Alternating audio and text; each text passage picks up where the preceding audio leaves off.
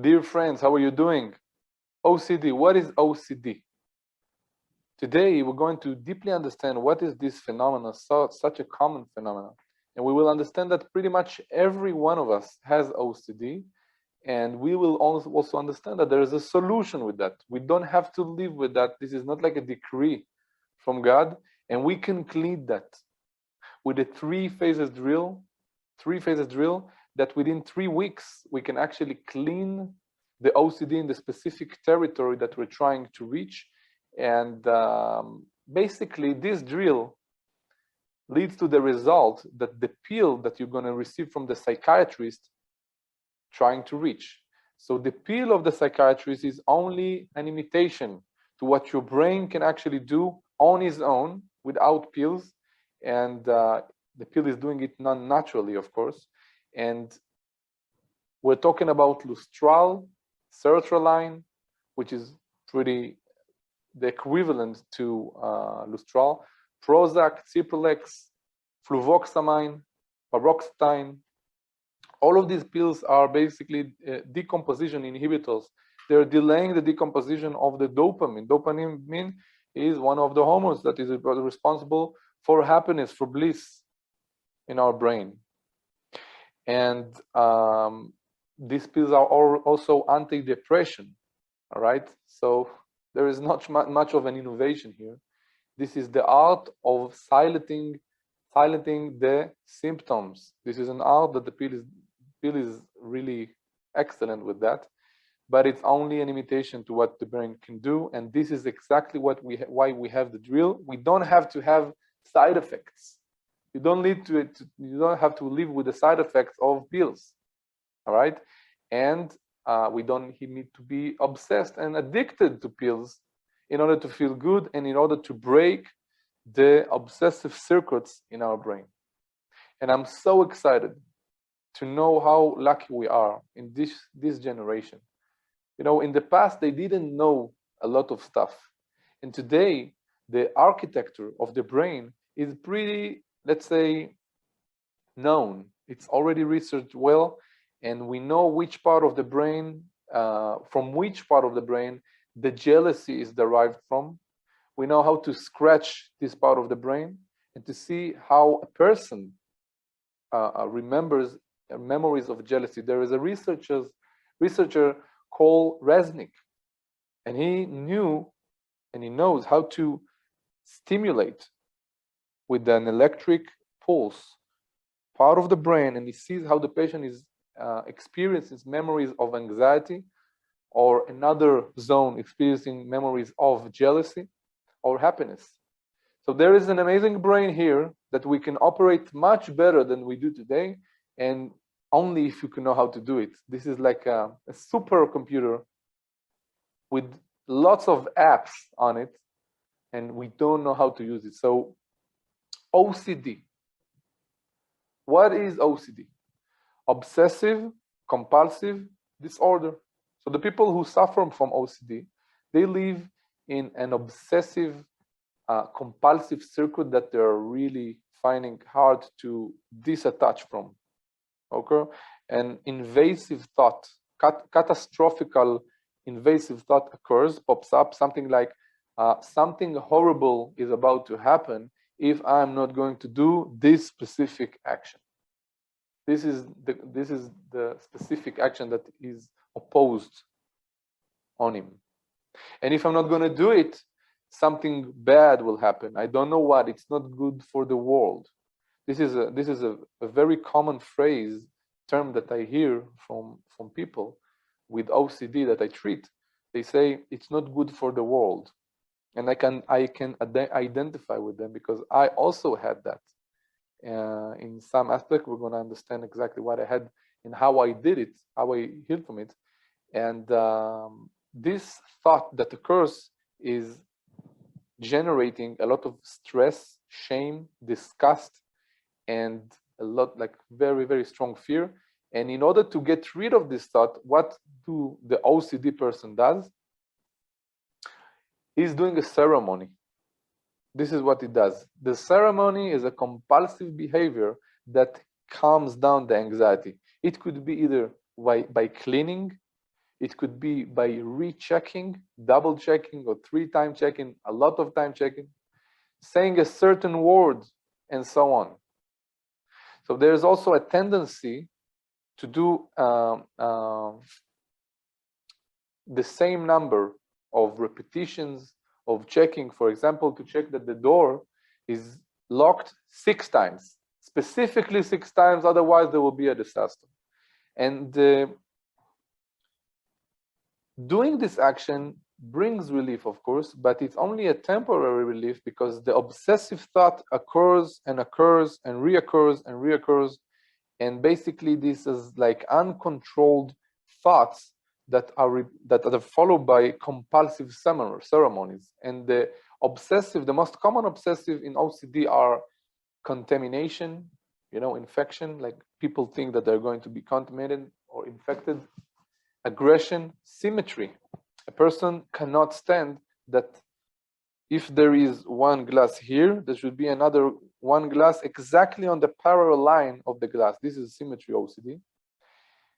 Precision. For example, the glass in the cabin has to be stuck to the wall. Otherwise, it's not good. Another type of OCD is not being able to make a decision, pondering. Okay? And another type of OCD is among Krav Maga and martial arts people, that they have some serious OCD, and we will talk about it elaborately later. And what are the most common ceremonies that occurs? We're talking about cleaning, we're talking about rechecking, as we said, and non-proportional training, like super extreme training, voices, saying a certain word, as we said, touching 3 times here, 3 times here, your hand, your finger, whatever. Me personally, when I was a kid, I remember that if there was something that I was not sure of, then I had to say a certain word that will calm me down.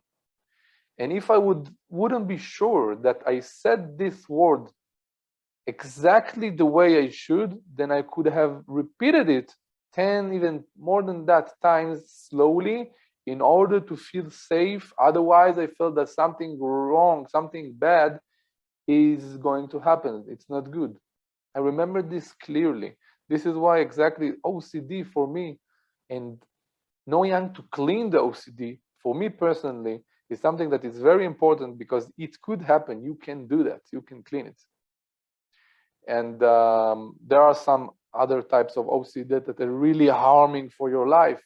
For example, there are people, women with OCD, like a post-birth, after they give birth, they have aggressive thoughts, like of harming their baby. This is another common OCD. If you know what I'm talking about, guys, then you know that there's a feeling that your head just not stop working. It cannot proceed. It cannot just move on. And OCD people are aware of the fact that their thoughts or their actions are not, logic. Like it's not like they're superstition. They understand that what they're doing is wrong, but still it's compulsive. So to summarize, the obsessive thoughts are the obsessive component of OCD. And the actions and ceremonies that the OCD person does are the compulsive component. You got it? Good. Those are obsessive circuits in our brain. And everyone here who have experienced or still experience, like, let's say, stuckness in his brain. For example, there is a thing called ROCD, relationship OCD. She broke up with you. You broke up with her. Both sides are suffering, but there is always one side who suffers more, right? Why is that? Why the OCD person is suffering? What one side is suffering is a broken heart. A broken heart, guys. Most of people experience it. Most of people will experience it, unfortunately. Are you familiar with this phenomenon? A broken heart, breaking up, a disappointing love. a disappointing relationship. And then the person finds himself depressed for weeks, months, even more than that. And this is leading him to making harmful actions in all of his life. This is OCD. Okay? Understand, this is not the people who have, let's say, incomprehensible anxiety. This is not what we're talking about. We're talking about obsessive thoughts that are compulsive, that are followed by compulsive action, harmful compulsive actions. It could be derived from a challenge that he has. It could be something real, something not unreal. And because of certain errors that the brain is making, and we will soon understand exactly the parts of the brain that are making the errors, and this makes the person with OCD to compulsively repeat the same thoughts many, many times. Although, even though logically he knows that it's wrong, you can ask an OCD person. You know, I had someone who was tearing his hair from the eyebrow, and I was asking him, do you know that it's wrong? He said, of course I know that it's wrong. So it's irrelevant even to try to talk logically. Okay? So what he says, basically, I better come back, I better knock on the table 3 times, and that's it. I will be calmed down. I will check again my phone if the man or the woman has sent me back the SMS, he replied to me. Okay? Even though it's 4 a.m. and I need to wake up at 6 a.m. and my eyes are burning. This is OCD. But last time, I have to do it last time. Last time, and that's it. I'm going to try to take the pen and make it exactly parallel to the other pen. And then I will calm down. This is OCD, guys. But it never ends with pens, right? It is leading to much more harmful actions usually. And it could be anyone. This is the most important part to understand. It could be anyone. It could be a super successful person. It could be a genius in his territory, a person who communicates amazingly. But no one knows that before he exits, he's going out of his home, then he goes to the gas and he's checking in the kitchen, he's making sure that there is no fire. So he said, okay, I turned off the gas. There's no gas. It's off. Good. So he goes down to his car and he turns the engine on. And then there is a voice saying, you didn't turn the gas off. So what does he do? You didn't turn the gas properly. So what does he do? He goes out of the car, goes up, climbs up the stairs, and then enters the kitchen and making sure, and he sees, okay, it's off. Going back to the car. You didn't turn it off properly. Boom, get out. He could do that 5, 7, 10 times. This is the ceremony of his morning only. And he doesn't see that as a problem yet already after a lot of time. For him, this is the routine. And his wife and his children are really suffering from that. But for him, this is a ceremony that he has to do. Otherwise, something bad will happen. Are you familiar, guys, with this? All right. This is basically the classic OCD, what we're talking about. And a person goes down to his yard and he's cleaning the floor for 5 minutes every morning. Why? Because 1 year ago, there was blood spilled and he's afraid that in his head there's like some bacteria, and the bacteria could go back home and kill him and harm him, whatever.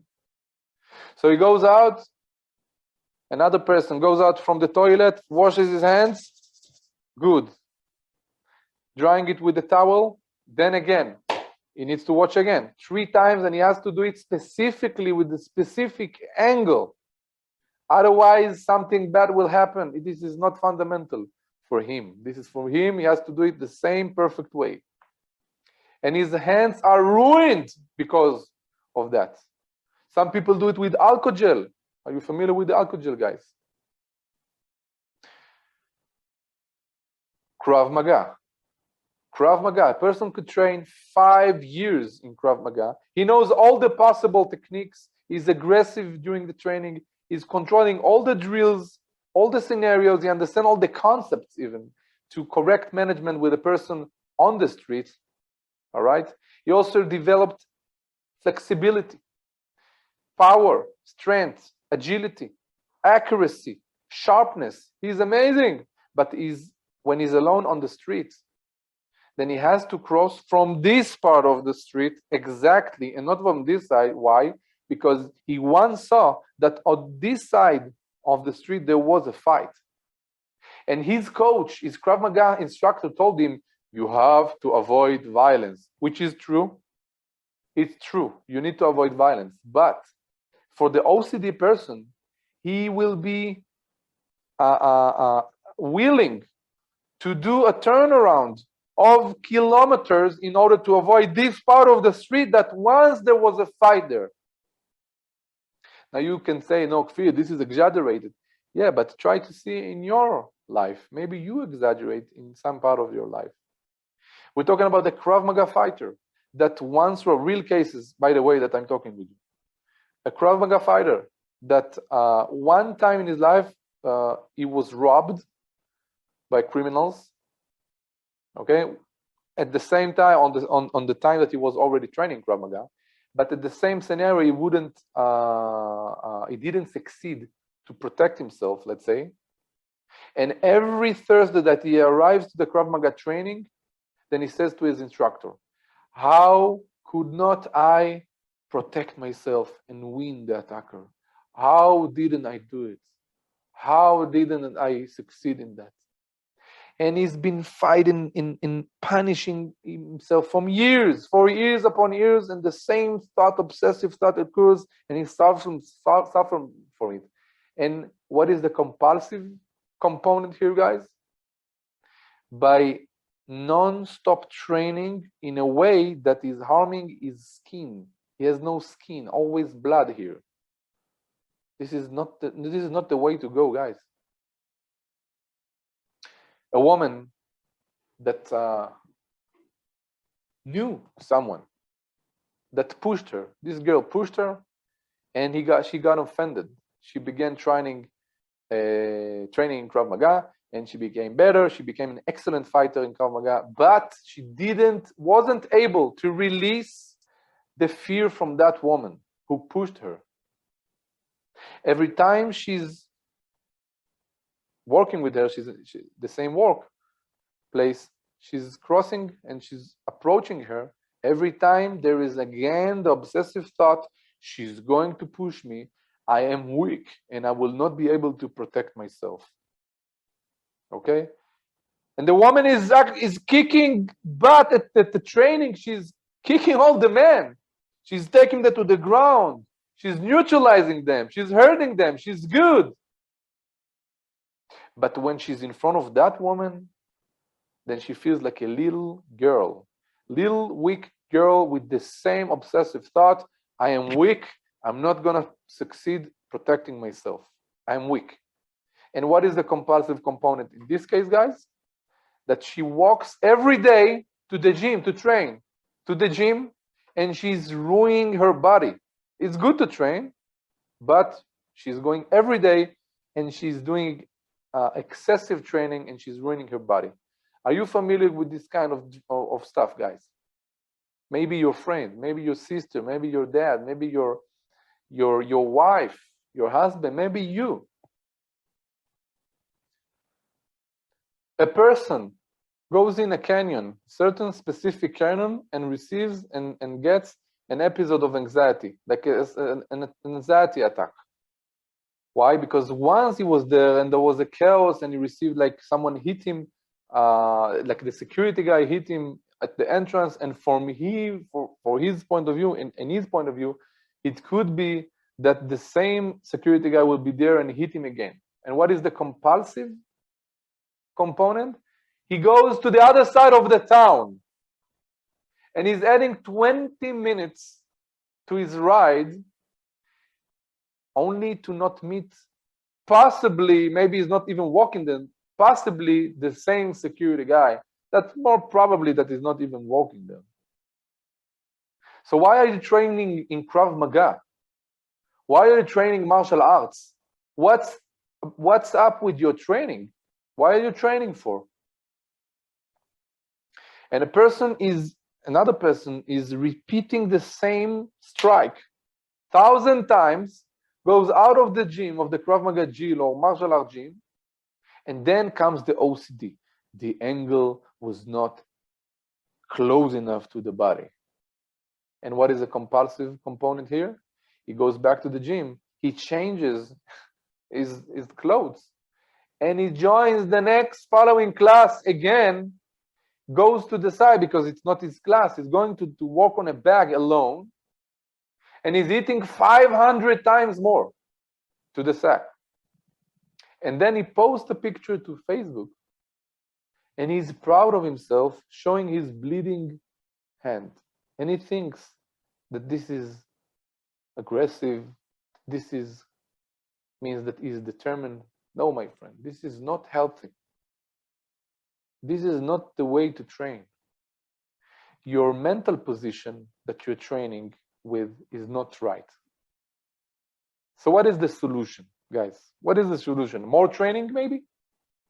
Maybe more training, more aggressiveness, more drills, more techniques, more principles, more scenarios. What do you think? You are stuck with the same obsessive thought, and you're stuck with with an anxiety attack, which is about to break every time. So the training does not help. And the Krav Maga teacher will tell him, listen, you need to know how to control better the knife. Your angle of protection of the defend is not accurate enough. And then this poor person, the more he will be better in fighting, he will feel sadness and pain.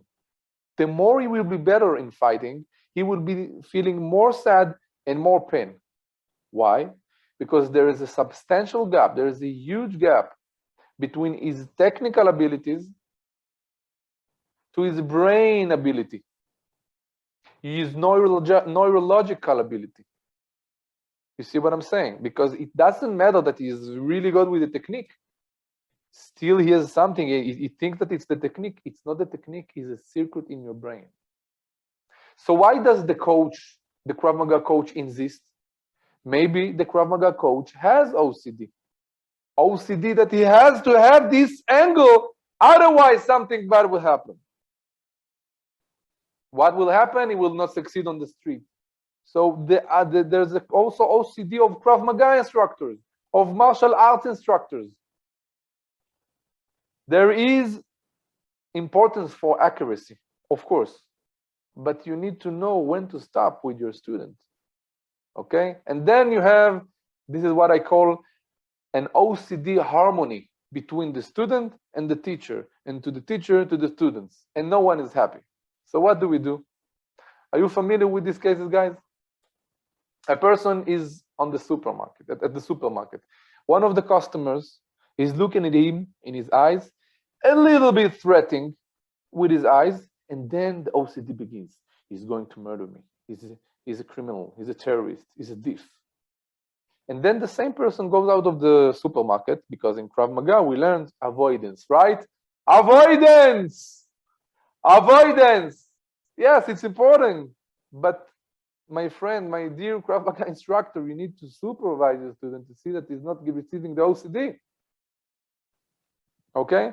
Because this student that learned avoidance doesn't understand and couldn't comprehend that maybe this person who looked at him has been through a rough day. Maybe we're talking about a bitter person in general. It's not personally directed to you. But for the OCD guy, yeah, the Krav Maga training only increased his OCD. And he became obsessively suspicious in everyone. And he also believes, and this is the best part, He's also believing that he's a professional because he's obsessively suspicious in every person on the street. You know, there is this phenomenon that a lot of Krav Maga fighters, even instructors, they have OCD in the territory of violence. Means that instead of creating a sense of a feeling, an atmosphere of comfort and relaxation in front of people on the street, what do?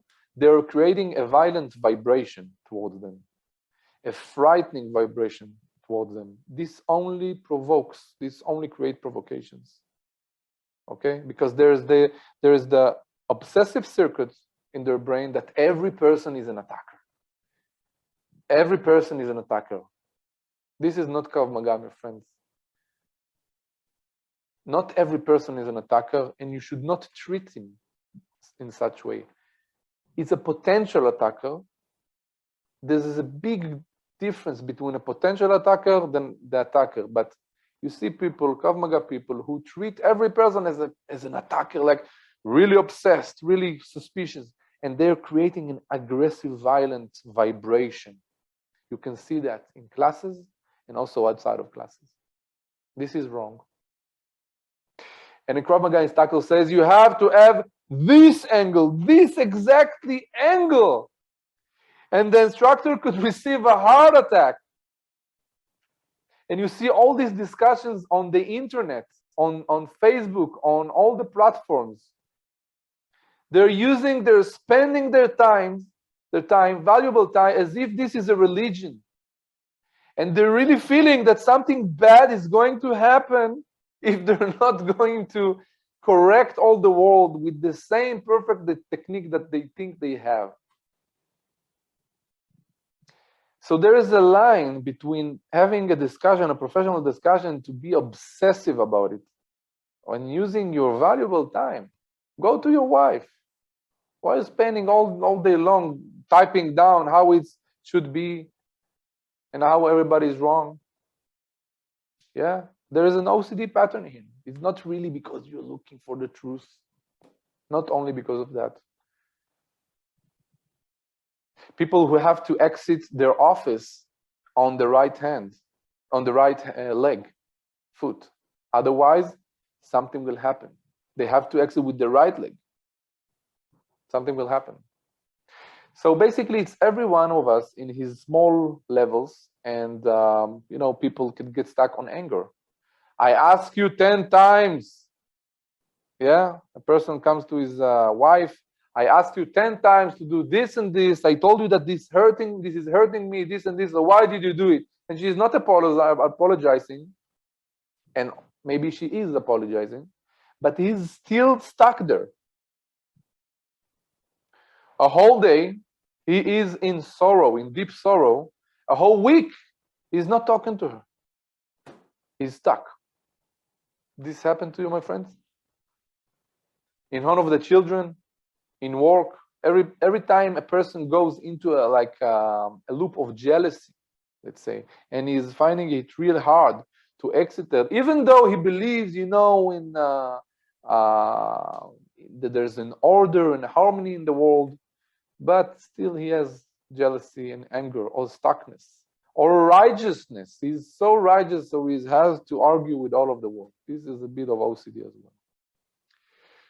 You know, two people, intelligent people, academic people, are talking politely, and they're talking about politics, and then one of the sides become red. Is like meditating on this discussion, is doing everything to explain to the other side his error and to understand, yeah, I didn't mean this and that. You see that it happened to everyone. So everybody has their OCD. So as we said, OCD has to be followed also by a compulsive action. For example, there is hypochondria, you know, hypochondriac people. He has to check himself. I know people like this that has to check themselves. You know, one is measuring their blood pressure. One is measuring his height, if he's high enough. If, you know, people with usually teenagers, they have this problem that they're checking the height or their organs to see that everything is perfect, everything is good, I'm developing properly. And someone who wants to consume pills, so he always going to check himself at the doctors. Every slight of a little problem means that he's going to die. More medicines, his cabinet is full of medicines. Everything that happens could lead to his death. This is OCD, guys. And there is also an OCD which is related to, deals with emotional eating. You know, so the obsessive circuit in the brain is throwing this person immediately to a comforting meal, and he's eating a comforting food, and he's going to the fridge in the middle of the night, and you know, and he's eating a lot of ice cream. And this means that every time he's experiencing sorrow or disappointment or pain or stress, immediately boom to the fridge. This is OCD. Okay. All right. A person, a student, comes to the class, yeah, and I experienced this, and he asked me, this technique would save my life? This specific technique will say, 100 times he asked me, this technique will save my life. In the same seminar, he's training, but his training is becoming better, but the question remains in his head. Not in a healthy way. He's stuck on the situation that once upon a time he experienced violence on the street, and he could not release it. So he's bothering, he's harassing the instructor. He's harassing his fellow students. Okay? There is a difference between having a professional discussion and to harassing. So we don't want to harass, and he's harassing his parents also, and he's harassing himself. But the answer is not on the tatami. The answer is not in the gym. The answer is here. Another example, grief. A woman is a widow. Her husband passed away, and for years, she's not recovering from that. So there is, you know, there is, in the Judaism, for example, there is a commandment to grieve. You have to grieve. This is something that you should do. But there should be in a certain times, not too much, not to kill your immune system. This is not the objective of grieving. Okay? After 1 year, for example, in the Judaism, that's it, go on, move on. But she doesn't. This widow does not go out. We are not judging anyone. We're just explaining how it works in the brain. Okay? Even grief. And what is the objective of this course, what we're doing here? What is the objective, guys? We want to cure these radical cases that are harming our life. Because if we will know how to cure our little OCD, even, you know, in jealousy, in anger, in worry, in anxiousness, in insecurity, or just obsessive personal thoughts that we have, we can do this, and this is a wonder if we can do this, and we can do this. And so we will understand what is OCD, what is happening in our brain, exactly which part of the brain, and why is it happening even to the most intelligent people in the world. And how do you cure it? By researchers, by the most advanced researchers in the field. Okay? But before we proceed, I want us to take a moment and take a paper and a pen, and let's write our OCD. Okay? My friend, if you're listening to me now, just take a paper, take a pen, and write your list of OCDs in yourself and also in your loved ones, your environment, preferably in yourself. Okay? Take 1 minute and do it. Press stop on the video and do it with yourself. This is important.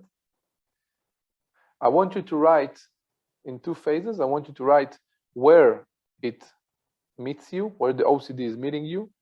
And step number 2, I want you to write where exactly during the day, in the morning, in the afternoon, night, where. Okay? Take a minute, guys. Good, you did it. Do you have, my friend, OCD to your phone? 1 hour without your phone, 2 hours without your phone, you become very anxious. You know, these people that are out of battery, and then they're like narcos, you know, like, do you have a charger? They're walking in the office, do you have a charger? Do you have a charger? Please, do you have like an electronic narco, kind of. And this is whole generation we're talking about, right? This is an OCD generation of electronic. There is basically rehabilitation programs. It's very common in Japan for technology rehabilitation. Okay. So someone I heard, I don't know what to do with my hands if I don't have my phone on my hands. Are you familiar with this? All right. OCD for aesthetics. Okay. It is important. Aesthetic is important, but sometimes it's crossing the line.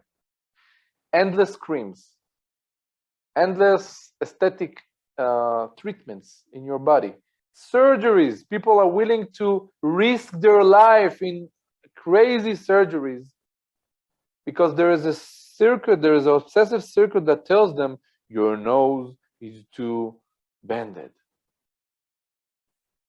Yeah, your nose is too bended to the side. Your belly is too big. Your ears are not well shaped.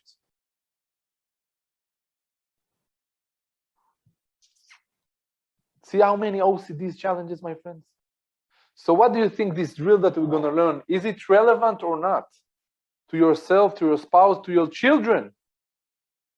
You know, I had 2 OCD workshops and they were full of people.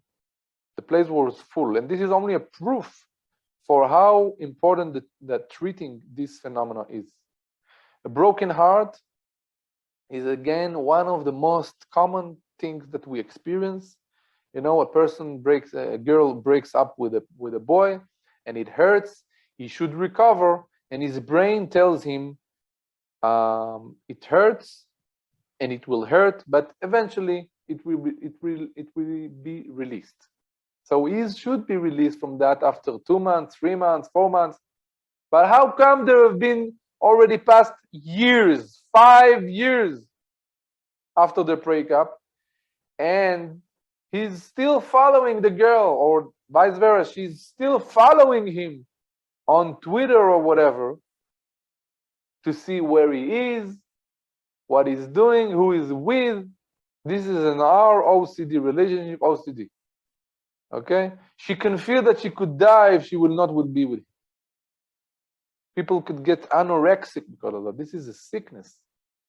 And this happens to completely normal people. He could be the national champion of swimming. This does not contradict high levels of IQ. This is important. It does not contradict high level of intelligence. He exits his house. He's a highly intelligent man. He's exiting the house and he has to walk with the right foot. Okay? And if not, he's coming back. And then again, he has to do exactly specific step. He has to walk on lines. Are you familiar with this? Walking on the lines. I used to have it when I was a kid. I remember that it began as I just loved to walk on the lines. And step by step, literally, it became an obsession. I felt that if I'm not going to walk on the line, something bad will happen. See, it could begin with just a game. Okay? A person who thinks that if he will not check 70 times if he turn off the gas properly, then the whole building will burn down. A person who shakes, there is a woman shaking the hand of someone, she has to immediately put alcohol gel, and she's walking with alcohol gel, as if this is a wallet or her phone. So we understand how crucial it is to treat the OCD. And we are so lucky.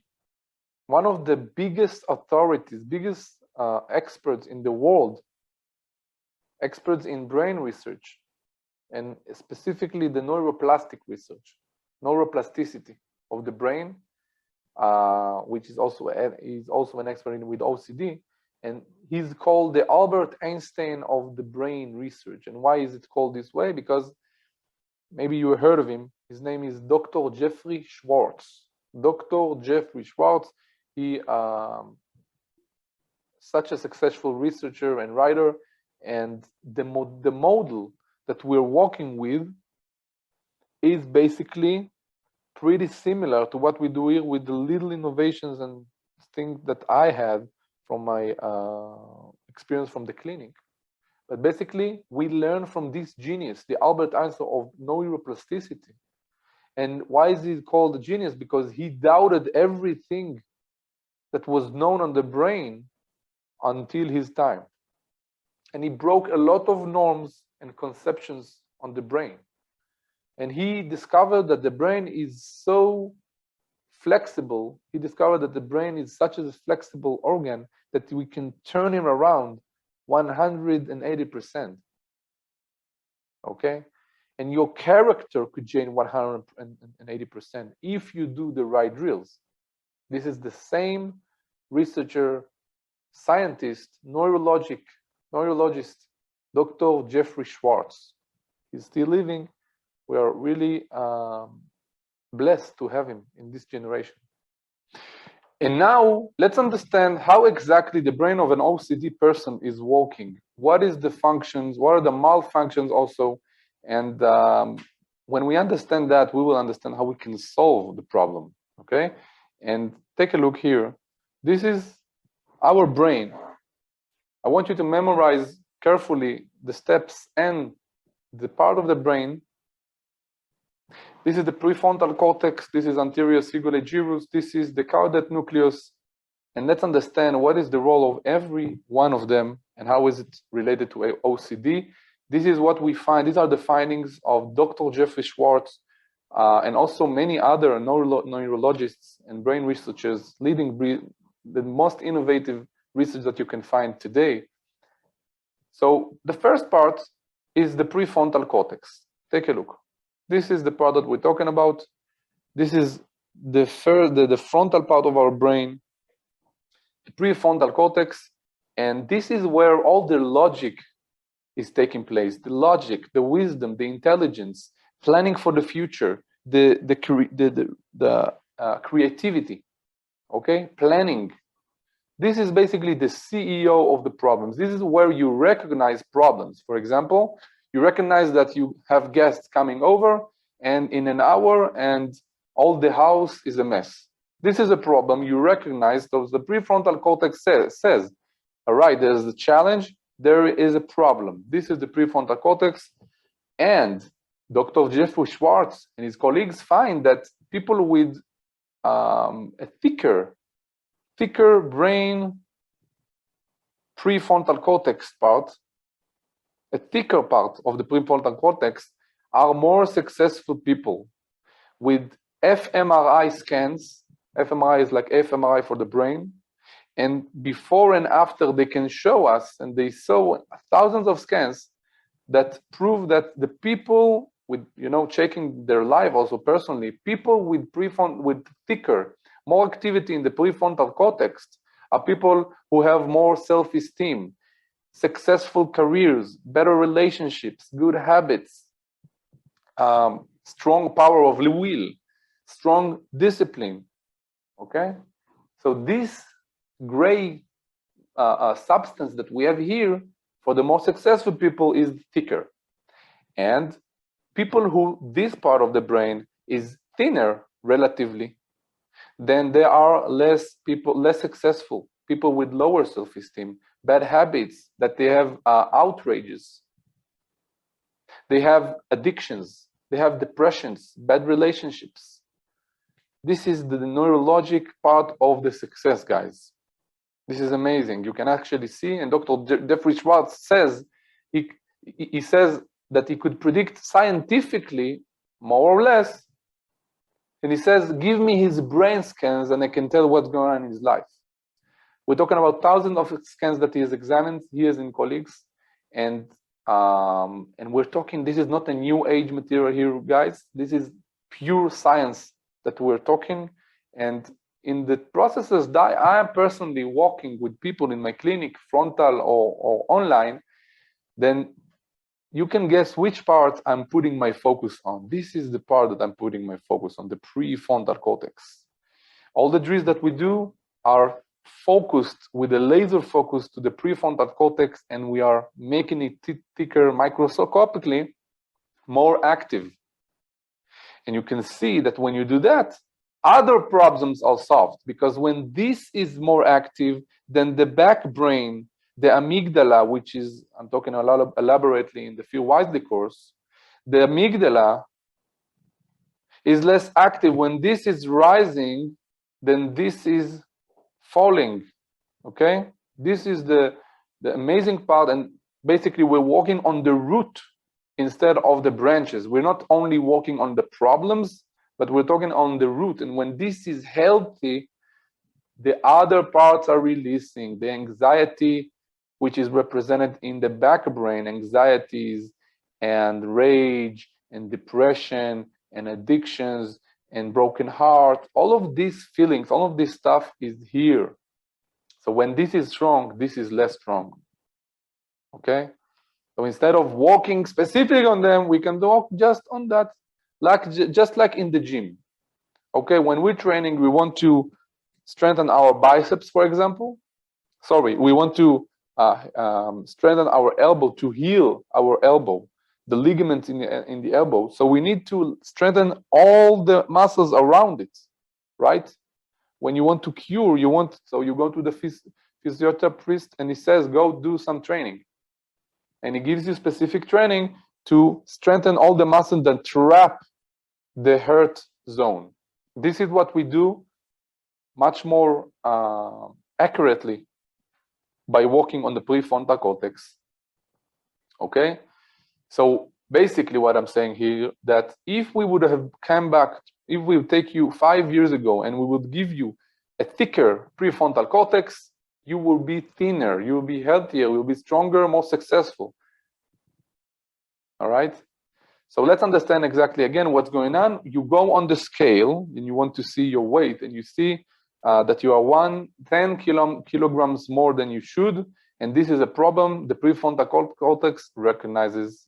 Or the boss is calling you and he tells you that you are a candidate, let's say, for being fired soon. This is a problem the prefrontal cortex recognizes. A person is standing 10 meters from you with a threatening look in his eyes. This is a problem the prefrontal cortex recognizes. And from this point, where the message, when the message is going to be transmitted to this area, this is the anterior cingulate gyrus, guys. This is like a long headphone that we have in our brain. So the transmission goes from the prefrontal cortex to the anterior cingulate gyrus. What is the role of the anterior cingulate gyrus? This is already a part of the back brain, by the way. The goal of this part is to send signals to the stomach and to your heart. This is where you feel your butterflies, your fear. This is the anterior cingulate gyrus. This is its role, and this is a good role. So you made your friend upset. Prefrontal cortex understands it, transmit the message to the anterior cingulate gyrus. There's already some kind of interpretation. We will understand exactly what soon, but then you need to stand up and go apologize in front of your friends, right? So this is the stress signals to heart and stomach, which make you stand up and go. Or you have a threat, someone is throwing at you something, the prefrontal cortex moving the message, it's, speed of a second, to the anterior cingulate gyrus, and then signals to the heart and stomach, and immediately you grab the object that you've been thrown at. Without those signals, guys, we will be sick, we will be hurt. This is good for us. We want these signals, all right? This is not anxiety, this is not horror, this is healthy. All right, so far we're clear. Two parts, prefrontal cortex, anterior cingulate gyrus. Good, let's proceed. Let's give another example. Because it's not only physical, right? Physical threats, also emotional threats, let's say. Your spouse, your girlfriend told you that she doesn't want you. Your boyfriend told you that he doesn't want you anymore. And then you understand that you have a rejection, the feeling of rejection. This message of rejection goes to the anterior cingulate gyrus, and then immediately butterflies, stress signals to heart and stomach, okay? And then you should either go apologize or trying to correct, but this movement is caused by anterior cingulate gyrus. All right, now, let's say you apologized and your friend told you, okay, I forgive you. Then this means that the problem is solved, right? And so if the problem is solved, then what's going to happen now is something that we call channel switch. And this is why you have the caudate nucleus. This is the caudate nucleus, this area here.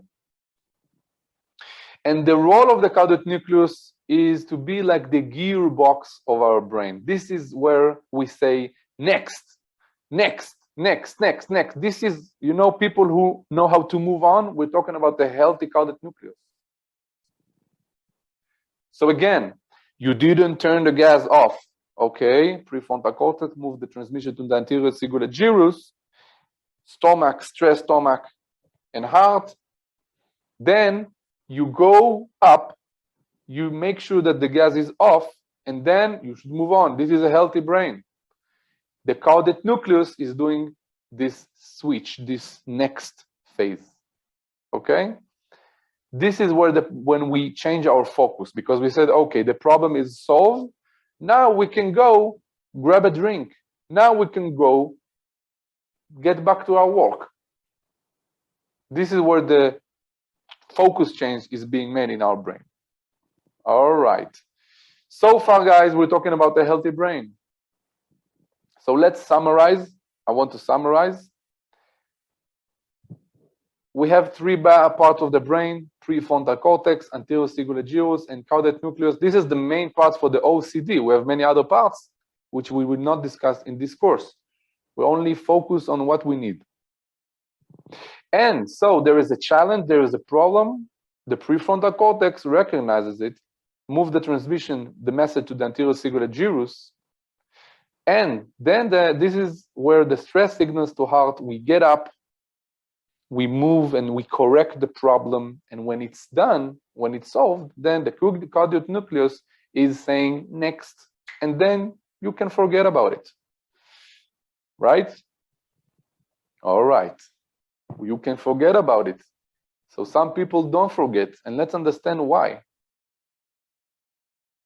What do you think is the problematic part of the brain? Which part is the problematic? Where is the error? Where does the error takes place? Do you think it's the prefrontal cortex, or maybe the anterior cingulate gyrus, maybe the caudate nucleus? What do you think, guys? Let's understand that actually in the brain of OCD, basically the three parts are malfunctioning in some kind of way, and let's understand. First of all, we're talking about the prefrontal cortex. So the message goes through the prefrontal cortex, receives a message. For example, you had a fight with your friend and he hung up the phone on you. Okay, this is a message. And already here in the brain of OCD, already here, there is an exaggeration with the translation of what happens. Already here in the prefrontal cortex of OCD people, the prefrontal cortex is already, you know, as we said, it's a little thinner. So here, the translation is already a little bit distorted. Now, you can imagine that if here it's distorted, it moves on to the anterior cingulate gyrus, and here it's already out of proportion, but also there is a problem in the anterior cingulate gyrus. So not only he received the distorted message from the prefrontal cortex, Now he has to deal with the anterior cingulate gyrus, which is also exaggerating. It's double error here. Okay? Now, what is the next phase? Stress signals to heart and stomach, right? And guess what? The stress signals are much more dramatic. In the heart and stomach of OCD people, the stress is much more exaggerated. They can even sweat if they're not doing the compulsive action they must do, the cleaning, the symmetry, or whatever. Okay? Now, really interesting part is what happens after they did the compulsive action, after they apologized, after they cleaned, after they trained, they went and trained again, hurting their hands, after picking up their hair. What happens now? We're imagining we should, in a healthy brain, the cardiac nucleus should make this switch. We have to make the switch now, but there is a problem also in the cardiac nucleus, and the next is not coming. And if the next is not coming, what's going to happen? The message is going to get back to the anterior cingulate gyrus. Okay? This is what's going to happen. And then from there, what's going to happen? Again, stress signals to heart and stomach. Compulsive action moves to the cardiac nucleus, and there is an error there, and then again there is malfunction, and back to the anterior cingulate gyrus. Yes, and then you have a circle, an obsessive circle. This is the obsessive circle that we're talking about when we're talking about OCD. This is exactly what's going on in the brain. It's two errors that are combined together. The anterior cingulate gyrus, out of proportion, cardiac nucleus does not make the next, and then you have a circle, an obsessive circle. This is the neurologic explanation to the OCD circuit. Okay? Good. Now, so we already understand what is the problem, but I want to put the emphasis by understanding that the person, again, the OCD person, he knows that it's not true. He already turned off the gas. He already apologized. He knows he did that. It's not, we're not talking about insane people. This is us here, right? Regular people, we're normal people, we're not insane people. And we did that. We did, and 5 years has passed after he apologized. But still, there is a circuit in the brain that says, as long as you're not surrendering to me, as long as you're not hurting yourself enough, I will never give you peace. Means the circuit says that. Okay? This is the OCD. Good. Guys, I want us to make a last summarize fast what we understood about the OCD. And let's be in concentration here, because it's the last time I'm going to explain this. Make sure I want you to understand this clearly.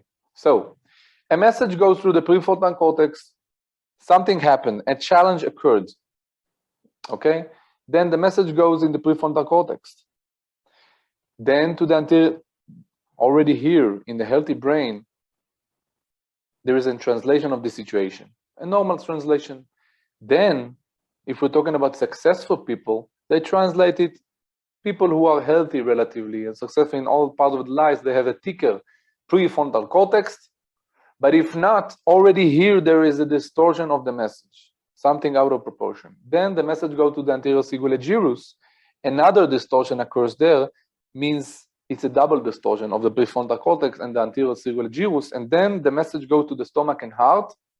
And we know that the message is already out of proportion, and crazy heartbeats, sweat, stomach, butterflies. Then the message goes to the nucleus. Compulsive action occurs, right? We clean what we need to do. We do the compulsive action. And after apologizing, after fixing the problem, a healthy person should understand, just move on. But OCD person, the cardiac nucleus is stuck. He's stuck and refuses to move on. Okay? For years, it could be like this. And then the message goes back to the anterior cingulate gyrus.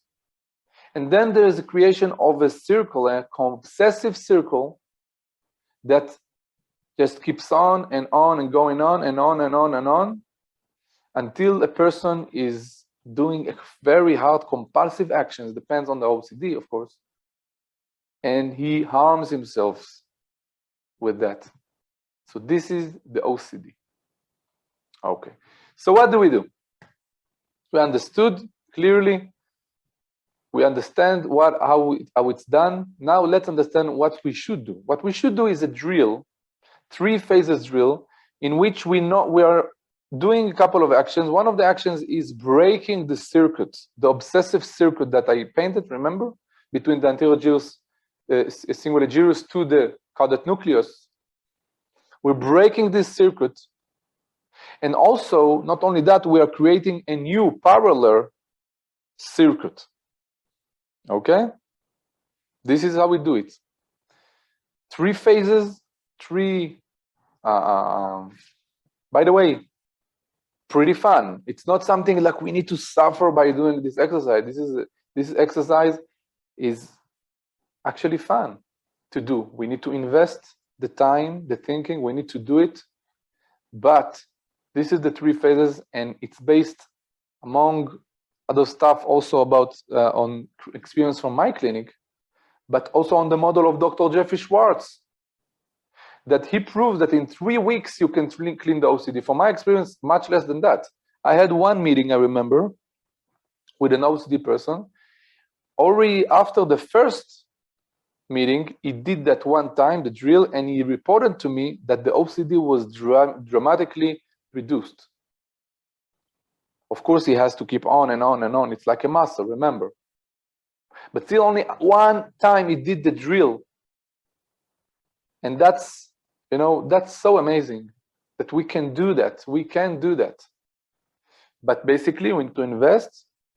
The more you do it, the better it is.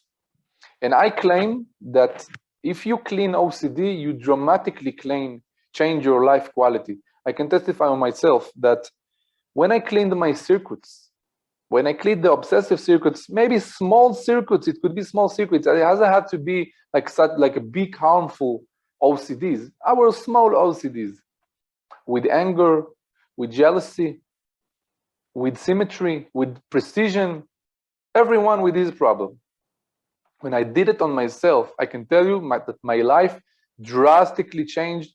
My quality life changed. This is the most important part of the quality life. We don't have to live like dead people, but we can live happily with no obsessive thoughts. Okay, this is one of the best investments that you can do in your brain, in your life. And I'm really thrilled for those of you who will have the course. And if you want, the course is, the link would be somewhere here. If you want to also ask me some question about the course, about OCD consulting, feel free. The course itself divided to classes, everything in details. I am sure that when you take the course, you're not going to have too much question because it's really clear. And so I'm thrilled for you, and I wish us all a happy week, a strong week full of happy, healthy circuits in our brain. Shalom from Israel.